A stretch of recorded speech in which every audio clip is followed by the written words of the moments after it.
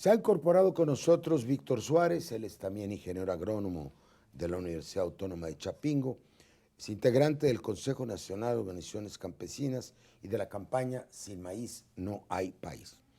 Ha sido diputado federal, actualmente es director ejecutivo de la Asociación Nacional de Comercializadores de Productos del Campo. Una de las grandes preguntas que yo me he hecho, claro, tengo mis respuestas también, es por qué la gente se dejó.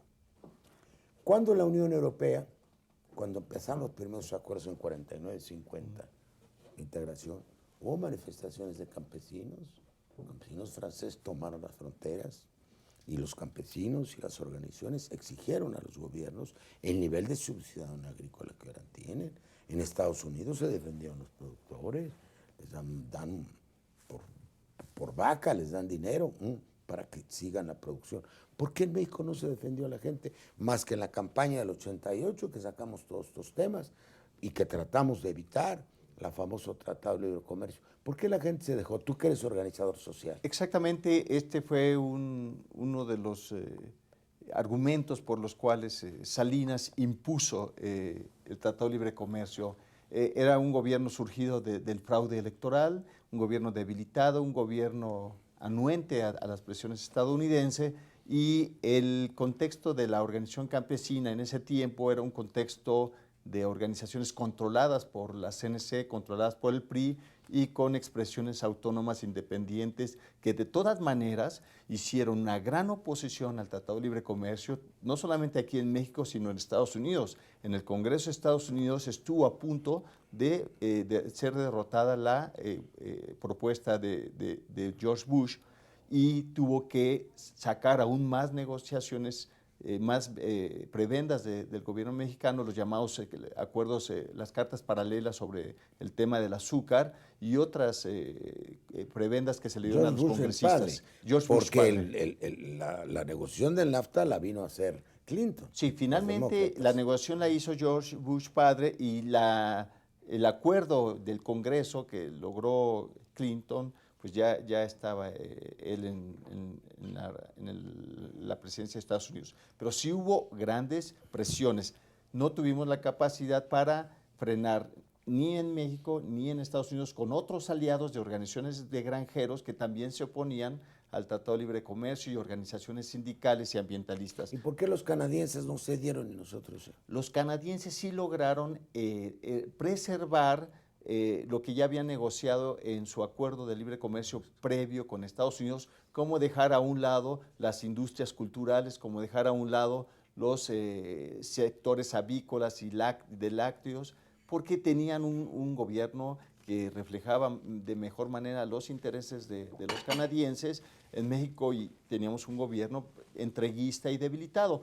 Posteriormente… Pero no defendimos ningún producto. Ninguno. No se exentó ni siquiera al maíz y el frijol. Era la presión que hacíamos, al menos dejar los productos más sensibles a la patria. No afuera. Lo entiende todavía la gente. Sí, Salinas a la patria. Salinas y Luis Telles, sin que se lo pidieran los negociadores estadounidenses, pusieron en la mesa de negociación al maíz y al frijol. Pero eso es traición. El secretario de Agricultura era Carlos Hank. Era Carlos Hank, pero quien llevaba las negociaciones del sector agroalimentario por el lado del gobierno era Luis Telles, hoy presidente de la Bolsa Mexicana de Valores, y Eduardo Burrs, en ese tiempo presidente del Consejo Nacional Agropecuario. Ellos entregaron sin que les pidieran los negociadores. Tuvimos un debate en Ciudad Obregón, yo era senador, y prácticamente todos los productores se pronunciaron en contra, y grandes economistas como Silva Gerso, pero después nadie les hizo caso. No, porque finalmente vivíamos un gobierno autoritario, antidemocrático, que se impuso finalmente. ¿Y cómo podemos revertir todo esto? Bueno, para revertir esto es importante reconocer que ese modelo de libre comercio representado por el Tratado de Libre Comercio ha sido un fracaso, ha sido lesivo. Reconocer quiénes, ese es el problema. La sociedad mexicana. Pero es pensable, nada más, porque este es muy didáctico, este programa para la gente. Es pensable que desde 1984-85, que Miguel de la Madrid acepta la renegociación de la deuda en vez del Plan Baker, en vez de la moratoria que ya habíamos pactado con Brasil y con Argentina, empiezan a ver las cartas de intención que nos empiezan a imponer. Y después nos lanzan a la negociación del NAFTA. nosotros votamos. Yo hice campaña en Canadá y Estados Unidos contra el NAFTA. Yo voté en contra del NAFTA. Fui el único que voté en contra de ese engendro. Así es. Del mal. Entonces, nosotros tuvimos una oposición. Eso en la campaña del 88. La campaña del 88 del ingeniero Canas fue claramente para impedirlo del Tratado de Libre Comercio. Por eso cuando se echa para atrás el movimiento, perdimos al país por 25 años. Pero ¿cómo podemos entender que la mitad del gobierno de la Madrid, el de Salinas, el de Zedillo, el de Fox y 2/3 del gobierno de Calderón hayan salido con lo mismo? Entonces en este país no ha habido alternancia del poder. Por supuesto. Ha sido más de lo mismo. Por supuesto. Con distintas caras y nombres de partidos. Por supuesto, y de eso trataba el Tratado de Libre Comercio. Era el proyecto de Salinas de un proyecto transeccional para imponer el modelo neoliberal favorable a las megacorporaciones y a los Estados Unidos. De tal manera que durante estos sexenios, aunque ha habido cambio de administración y de partido, se ha mantenido intacto. Y hasta peor, porque en otros rubros hemos cedido, que no habíamos cedido. En el de energía no cedimos todavía en el NAFTA. Esa parte la defendimos y ahora ya están vendiendo las acciones de Pemex. Exactamente. ¿Cómo revertimos esta situación? Fundamentalmente es el cambio de paradigma. Volver a retomar que es importante que nosotros seamos autosuficientes, que produzcamos los alimentos. ¿Y a quién hay que convencer de eso? Y bueno, al pueblo. Al pueblo, por un lado, a todos los partidos, los políticos que están en la lucha por el poder, es conveniente que se haga esta reflexión. Pero si el PRI y el PAN han tenido 25 años de lo mismo, pues solo queda la izquierda. Y ante todo al sector que fue más afectado en la firma del tratado. Porque ahí es donde se concentra el hambre, que es el sector campesino, la población rural. O sea, de los 20 millones que se consideran con hambre, 12 millones viven en el campo. Entonces, ese sector que resistió, que de todas maneras que estaba pensado que ellos se iban a retirar, que los iban a sacar, que iban a dejar sus territorios. Si la lo provocaron sí, ellos. Pero se mantuvo un sector importante ahí.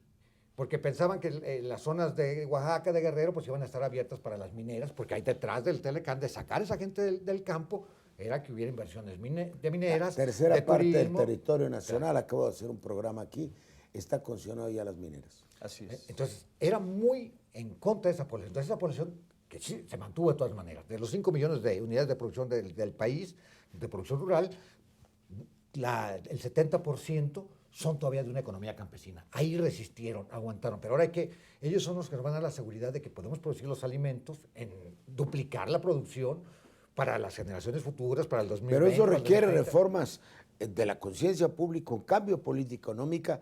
Y bueno, la reforma al artículo 27 de la Constitución en la época de Salinas claramente fue orientada hacia esto. Fue orientada a la venta de los terrenos ejidales y a la concentración de la propiedad, pero no les funcionó. Fue la ruptura del pacto social histórico entre el Estado mexicano y el movimiento campesino. A partir de ese momento, el Estado profundiza políticas que se desentienden del bienestar campesino porque consideran que es un error apoyarlos productivamente. ¿Para qué producir caro localmente si podemos comprar barato en el mercado internacional? Ese es un criterio absurdo. Yo discutí mucho con los neoliberales. Dicen, no, es que todo agujero hay alguien que lo viene a llenar. Entonces, ahora que discutimos seguridad nacional, ya salió una nueva paradigma, como tú le llamas, aquí en este programa de un libro, que lo que los países están buscando son todas sus seguridades. Seguridad territorial, seguridad marítima, seguridad aérea, su seguridad alimentaria, su seguridad energética. Entonces, no existe, por eso estamos también, como estamos en el tema de la seguridad pública, hay un problema. Porque renunciamos a cualquier defensa a lo nuestro. Que las autoridades, más allá de los cambios de colores de los partidos que acceden al poder, es inamovible. Es decir, han sido agentes del poder de las grandes transnacionales. Que además tienen monopolizado el grano, ¿no? 2 compañías o 3. La Cargill y otras norteamericanas. Es decir, ellos no piensan como funcionarios del Estado mexicano, sino como empleados de las grandes transnacionales y algunos directamente. Una colonización del poder. Así es. Un secuestro del poder. El funcionario no está al servicio del pueblo, está al servicio de los intereses que debería regular. Y solo eso explica que insistan que la seguridad alimentaria nacional se debe basar en la dependencia de alimentos, lo cual es un absurdo, más en un Esa no es momento una seguridad, es una inseguridad. total. Máxime la elevación internacional de los precios Así internacionales y la caída de los inventarios mundiales de granos, que Es han muy importante. duplicado y triplicado los precios internacionales, lo que ha reflejado en elevación de los precios de la canasta básica en el pueblo mexicano y como resultado la pobreza en México. En la administración de Calderón ha aumentado en 14 millones de mexicanos que se han sumado a los pobres. Además, estamos en el extremo de que más de 22 millones de mexicanos padecen hambre y desnutrición y 70% obesidad. 10 millones, según datos del Senado norteamericano, han cruzado la frontera, 10 millones y un poquito, desde 94, desde la suscripción del Tratado de Libre Comercio. Yo sostengo, porque discutimos lo de la reforma del 27, que obviamente lo voté en contra, la exposición de motivos lo decía, que la idea era bajar la densidad del hombre sobre la tierra, que de 30 y tantos millones que vivían en el campo, 33 íbamos a bajar a 10. Eso lo dijeron los neoliberales. Todavía hay como 25, Sí. pero ya fueron 8. Así es. Ni modo que vinieran a Tlanepantla, se fueron a Los Ángeles o a Chicago. Entonces ellos despoblaron el campo intencionalmente. Sí, tenían como objetivo 2 o 3 puntos. Primero, entregar la soberanía alimentaria a las grandes corporaciones agroalimentarias vinculadas a las estrategias de dominación de Estados Unidos. Segundo, disminuir la resistencia social para reapropiarse las tierras, el agua, los bosques, ¿Y las los organizaciones recursos campesinas minerales. qué hicieron? Las organizaciones campesinas resistimos. En 2002, 2003... La CNC, ¿no? No, la CNC es el aparato de control campesino vinculado al PRI y que Y la antes... CNC se vendió. La CNC vendió, apoyó el Tratado de Libre Comercio, apoyó la contrarreforma del artículo 27 constitucional y hoy apoya la siembra de maíz transgénico con Monsanto, ha apoyado las importaciones, pero los movimientos autónomos que nos levantamos en el 2002 con el movimiento del campo no aguanta más, con marchas, cerramos los puentes con Estados Unidos, expresiones en El todo el Barzón país. surgió después. El Barzón surgió antes de ese movimiento, pero participó en este movimiento. Obligamos al gobierno de Fox en ese tiempo a una negociación, a un diálogo para cambiar el modelo agroalimentario. Pero no se cambió. Que incluía la renegociación del capítulo agropecuario del Telecán, pero no se cumplió ese acuerdo. Pero lo que quiero demostrar es que las organizaciones campesinas y los pueblos indios han resistido a ese modelo. Lo que hace falta es reconocer que el Telecán ha sido una cesión de soberanía y que necesitamos aliados con todos los sectores urbanos. Yo lo llamo un vaciamiento de la soberanía. Bueno, vamos a otro bloque, nos están llamando.